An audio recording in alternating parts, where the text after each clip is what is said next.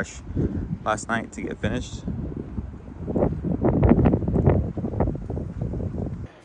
Alright guys, now I'm doing the intro for this video. I've been filming just for a little bit. I had to have my breakfast. I don't drink this all the time for breakfast, but it gives me some energy in the morning, especially to give me the energy to get in front of the camera. So today, we're not working on the Honda or the Falcon. We're gonna be working on my buddy's brand new 2023 Toyota RAV4. We're going to be doing Ethos version 2 ceramic coating. We do a full paint correction on it.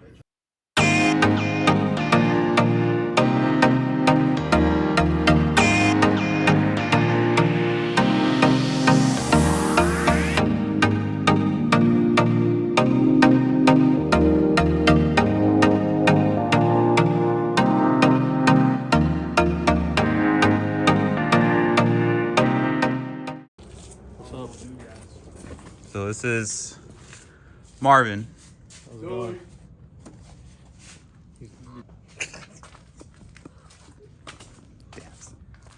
Man with the plan. So this is a brand new car. He's had it. How long have you had it? Month? A month? You had 1,000 miles on it in a month? A month? It's a lot of driving. Yeah. Good. You like nervous to be on camera or something? No, I'm chilling.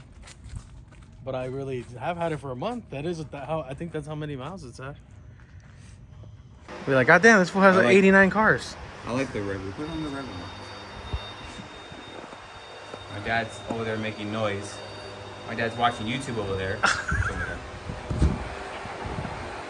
Nice. Alright, so we're gonna start washing the car, and I want to use Chemical Guys' Clean Slate.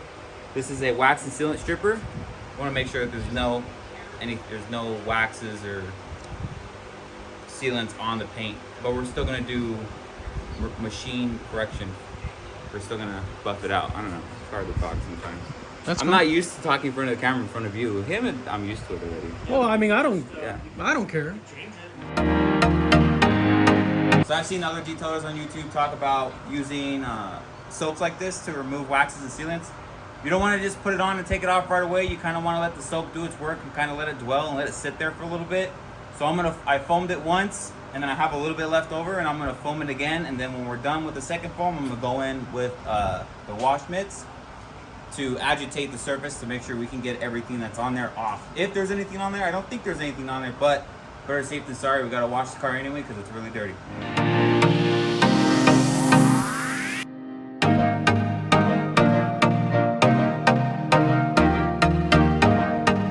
So I'm just trying to use all the stuff that I have. So I have some Chemical Guys iron remover, I have some Geon iron remover, and I also have some McGuire's iron remover over there on the floor. This is a good way to show some of you guys out there who want to do this, and you just have, I don't have some big shop or some fancy place. We're just, look at all the dirt that's around here.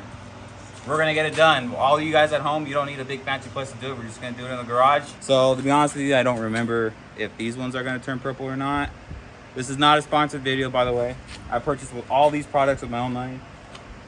But I do know that this one is gonna turn purple. So we're gonna spray the whole car down with all this stuff to get whatever contaminants is on the paint, because we don't know how long this car's been sitting on the lot, and the dealerships, a lot of them, they just spray with the hose and they said good enough and they leave it there.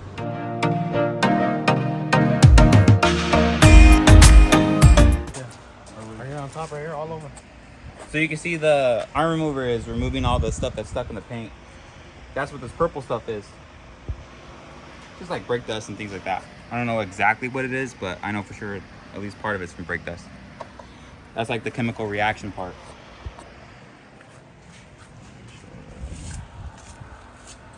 This looks so much better. I don't know how you don't like the 0.5 camera view. Well, for inside here, you get more. It looks sick right here, man.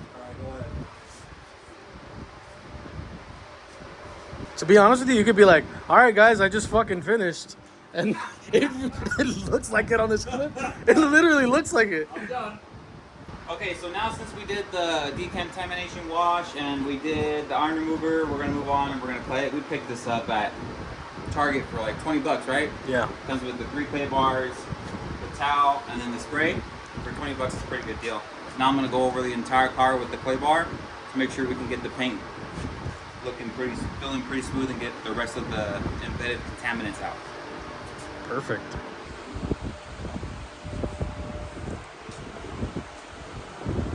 How's it look on camera, the hood? Amazing. Amazing?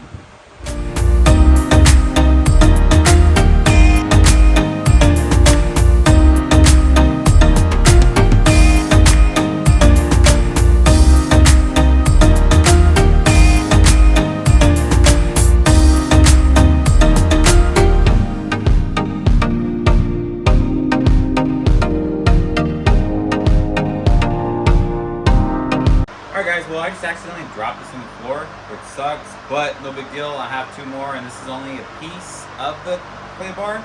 Don't use the whole clay bar, just rip a piece and just use that. And I accidentally dropped this on the floor, so when you drop it on the floor, it's trash. You don't want it. It's gonna immediately pick up rocks and stuff that's on the floor, and that's gonna scratch the paint. So once you drop it on the floor, throw it away, get a new piece.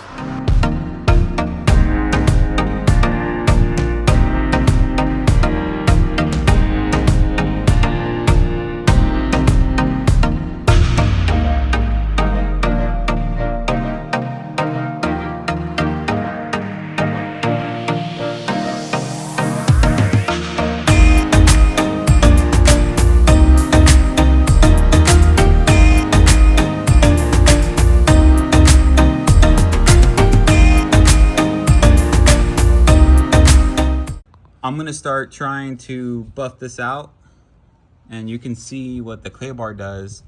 That hazy stuff is the marring left behind from the clay bar, and then the little tiny scratches is left behind from the clay bar. So I'm gonna be using the Rupes Bigfoot on one side because I want to see which one's gonna give me the best cut, and then I have a 3D kind of like this weird spider thing. I went to the 3D store and I talked to the guys about it, and he recommended these 2 pads, passenger side and driver side, or one each. I'm gonna try this side on the driver, this one on the driver side, and I'm gonna try the 3D. I'm gonna see which one cuts the best, and the compound I'm using is gonna be 3D1. This is a cutting compound and finishing polish. And let's say if I don't like either of these, if I don't like the way they finish out, I do have the I think it's called the Euro pad or the Buff and Shine. So this is a microfiber pad, and the different strands, I don't know which one is exactly which, but the 2 different strands of microfibers, because one's for cutting, one's for polishing. And I know that this with this is a really good combination, but I want to see how these 2 work with the 3D one, because the guy at the 3D store recommended that I try, or he said that the 3D one finishes down really well with these 2 pads. And I've never used these pads before, so it's going to be a first time for me. Like I told you before, there's a lot of dirt, backyard, front yard. We have the doors open, the fan was on, stuff is blowing around. So before I even touch the panel with the pad, I have the Griot's Deep Shine. This is actually a really good product too, and I'm gonna go buy and I'm gonna wipe it down before I start polishing. So this is my, from here to here is gonna be, or I could do from here to here, basically. It's gonna be my test panel to see how I like this pad. See, that's a lot for that one area. We're just gonna move it around over here then. Don't fuck up this shit. Huh? I said don't fuck up.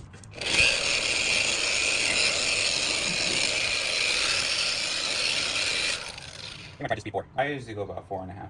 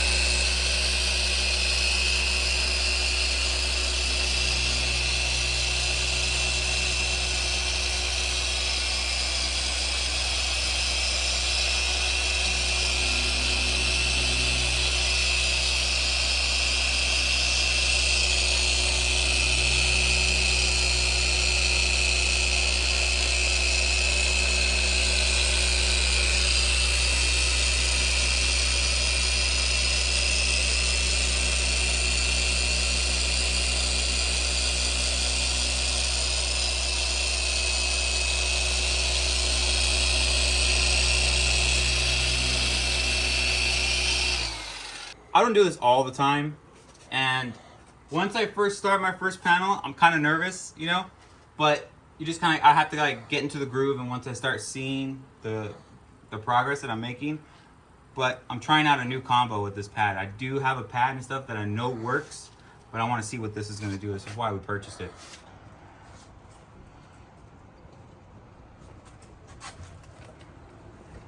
Shit.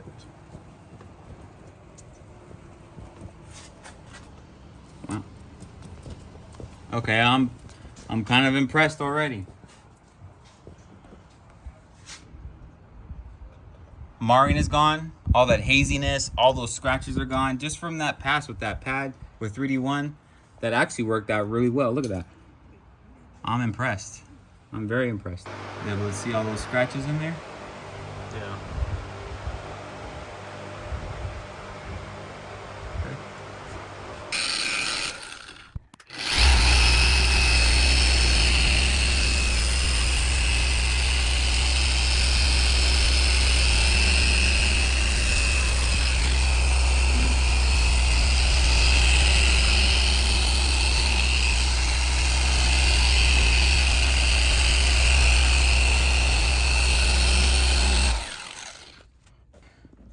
So on the other side, we use the purple pad from 3D, the spider pad.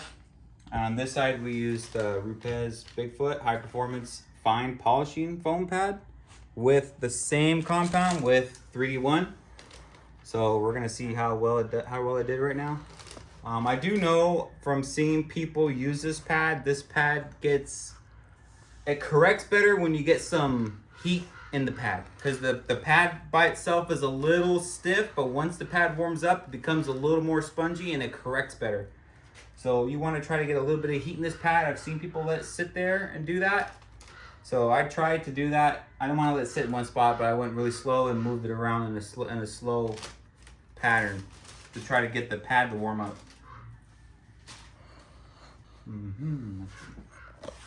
Let's get our light here.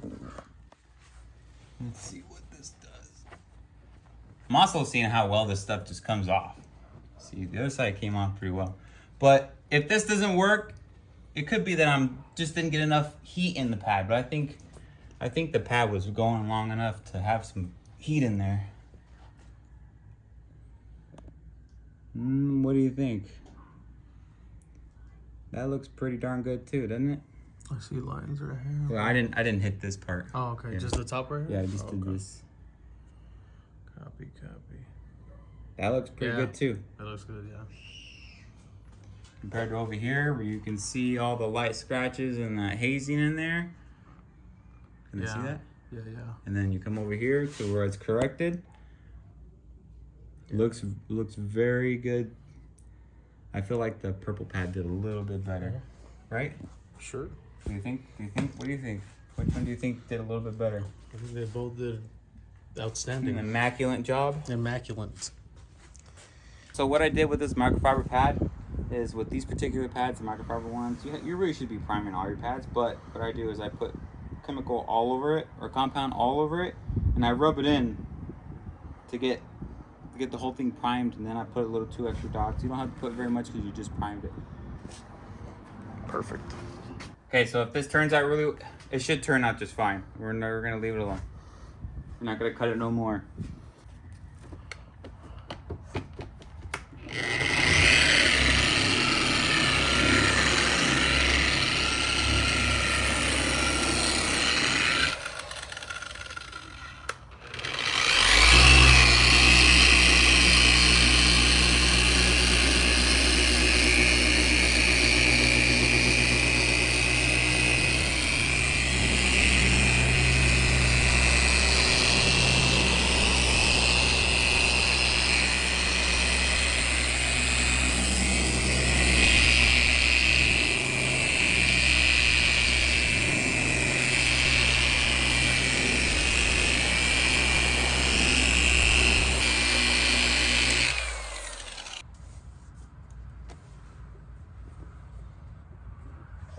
Here's the camera. After you wait.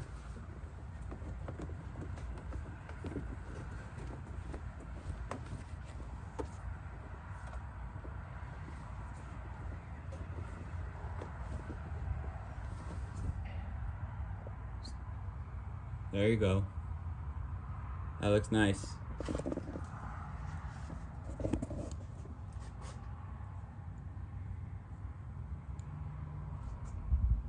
It's really hard to pick up anything in the camera.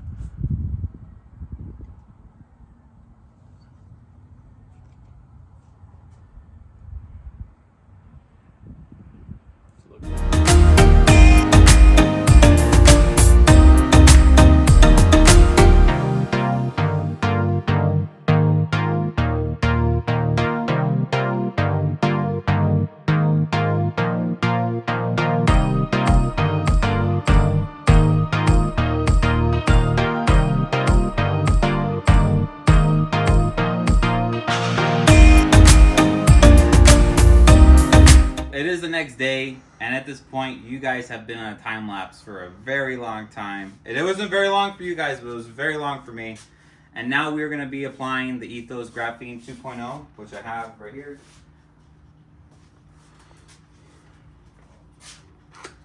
So, what we're going to be doing is I'm going to be going panel by panel, because there is still a little bit of like dust and stuff, maybe a little bit of dirt on the car from the garage door being open and things like that. So I'm gonna go one panel at a time, and their kit does come with the Ethos Detox, which is gonna remove any of the polishing oils that are left behind, or oils from your hand, or whatever it is, so you can have a good bond to the clear coat. So one panel at a time, I'm gonna use this and then apply. And then I'm gonna let this sit. I haven't done it yet, but I think I'm gonna let it sit. It's kind of warm outside, so probably like 40 to 45 minutes. It's probably gonna flash, and I'm gonna level it off. Seconds. Or seconds, yeah. 40 to 45 seconds. 40 to 45 seconds. Once I apply this, it should flash after that. Then I'm gonna level it.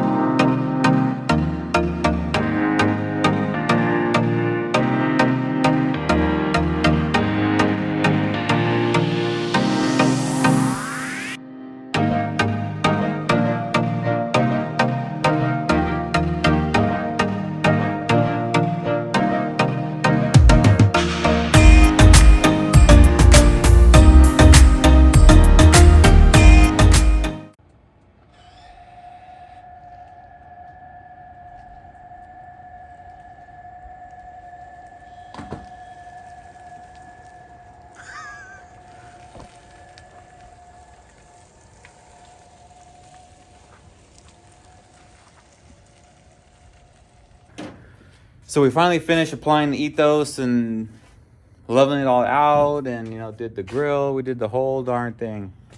But we're still gonna, he will be back tomorrow morning so you guys can see what this thing's gonna look like during the day, because it's really dark right now to do a walk around.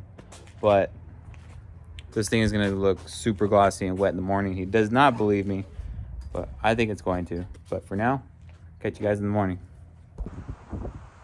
So my buddy just came back. It's pretty windy right now, so I'm holding the phone kind of weird, trying to block the wind so you guys can hear better. But this is the outcome. This is with one layer of the Ethos on there, and it looks pretty nice. Everything's really glossy. The windows are still really dirty. Tires are still dirty. We didn't do no tire shine or anything. We were kind of in a rush last night to get finished.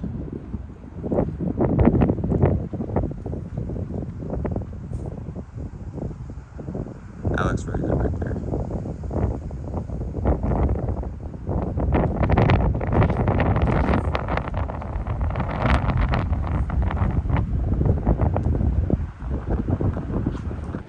Alright, don't forget to comment, like, and subscribe. And I'll catch you guys in the next video.